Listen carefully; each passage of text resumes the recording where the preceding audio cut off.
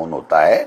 तो मैं समझता हूं कि आज हम इतने सक्षम हैं, हमारी सेना इतनी सक्षम है, पूरा प्रतिपक्ष जब साथ में है तो किसी दूसरे की पंचायती नहीं होनी चाहिए। और जो आतंकवादियों को पनाह दे रहा है या जो आतंकवाद पनपा रहा है और हमारे लोगों की, निर्दोष लोगों की हत्याएं कर रहा है, तो वो उसका बदला भी पूरी तरीके से लिया जाना चाहिए और भविष्य में इस प्रकार की कोई पुनरावृत्ति नहीं हो, ये सुनिश्चित करना चाहिए। क्योंकि देखिए, इंदिरा जी ने आपको पता होगा कि पाकिस्तान के 2 टुकड़े करते और बांग्लादेश बना दिया था।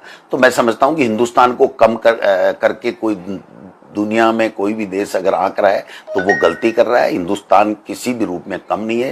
हिंदुस्तान के लोगों में एक जज्बा है, एक जुनून है, देश प्रेम, देश भावना, राष्ट्रभक्ति का जज्बा है और वो कूट कूट के भरा हुआ है और वो उबाल मार रहा है कि हम किसी भी सूरत में दोबारा आतंकवाद की घटना नहीं हो, ये सुनिश्चित किए बगैर हमको विराम नहीं लेना चाहिए, हमको किसी तरह की सहमति नहीं करनी चाहिए। लेकिन फिर भी हम ये मांग करते हैं कि देश के प्रधानमंत्री जी को पूरी बात देश के लोगों को, प्रतिपक्ष के तमाम पार्टी के लोगों को बतानी चाहिए और उसके बाद में आम सहमति बनानी चाहिए। क्योंकि ये देश का सवाल है, कोई बीजेपी या कांग्रेस का या किसी दल का सवाल नहीं है, किसी व्यक्ति का सवाल नहीं है, किसी एक नेता का सवाल नहीं है, ये देश के लोगों का सवाल है, राष्ट्र का सवाल और सम्मान है। इसलिए इसके साथ किसी तरह का कोई समझौता नहीं होना चाहिए। सरकार को अब जो है उल्लंघन करने के बाद में सीज फायर का अब क्या कदम उठाने चाहिए?